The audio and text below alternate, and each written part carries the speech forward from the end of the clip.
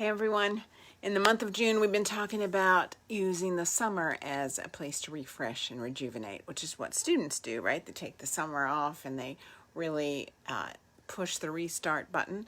But those of us who don't take the summer off can also do that with a handful of practices. So a couple of weeks ago we talked about laughter. Go back and find that video because there's some interesting information about laughter and how it refreshes and rejuvenates us. And then last week we talked about accepting reality, how if we don't accept where we're at, we can't make wise decisions about moving forward.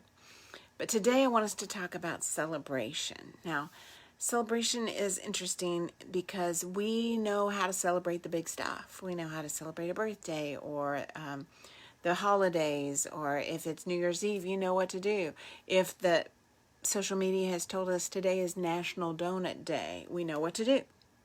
But when it comes to celebrating on a daily basis in the mundane routine of the day, we're not real good at celebrating. In fact, even in the moments where we have a significant breakthrough or experience, we tend not to celebrate for very long, if at all. And we miss these opportunities to celebrate. So I want to tell you a little bit about what science has learned about celebration. Celebration literally changes our body and our mind. It changes our body and our brain because of the way the endorphins, the dopamine, all of that gets released in us when we celebrate.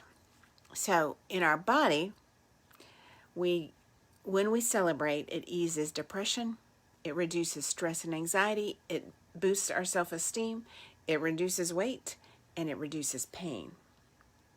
In our mind, it allows us to pay attention. When we celebrate, allows us to pay attention to what's important. It ignores distractions, destructive information. It helps us to access our working memory, increases our motivation and innovation. It gives us a sense of closeness and well-being and safety. All of this is because when we celebrate in our body and brain, endorphins, dopamine, serotonin, all of that gets released inside of us. So why wouldn't we start celebrating on a regular basis? I was with some women yesterday at lunch, a group of women who purposely celebrated each other. We literally went around the table and celebrated. And in some cases, women clapped and did kind of a victory, throwing their arms up in the air and yelling and screaming. And in other cases, women tapped glasses and said cheers and spoke a blessing over each other.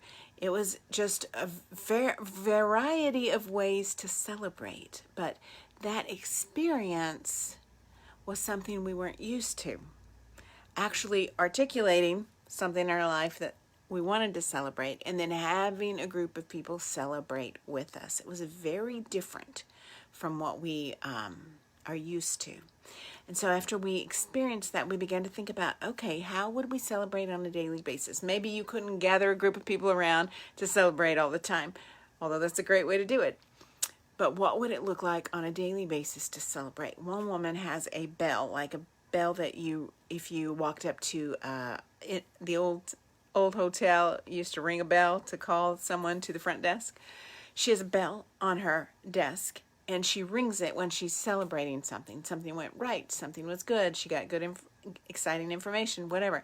She rings the bell, and her goal is to ring it a certain number of times every day. And then she has accountability built in to ask her once a week, did you ring your bell?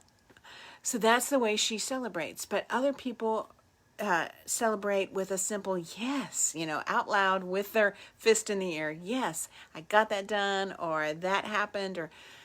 So we're purposely trying to figure out things to celebrate. What are we looking for to celebrate? And then secondly, how do we celebrate it?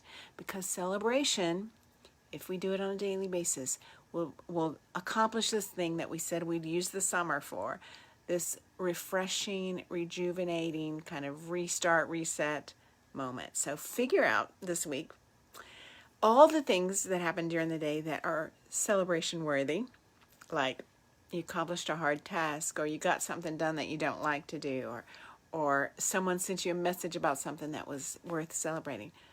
Find all those things in your day that are worth celebrating, and then figure out a very simple way that you would celebrate them.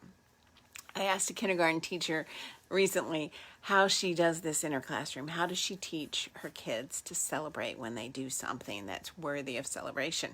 And because we can just run past all that. We learned something, we accomplished something, and we just run past it and go to the next thing. What do I need to do now? She says in her classroom, she has them kiss their brain. Kiss their brain in the kindergarten classroom. So whatever works for you, find what needs to be celebrated and then start celebrating it every day. Maybe even build in some accountability to help you do that. It will be a game changer. And you can find all that scientific information you can Google it.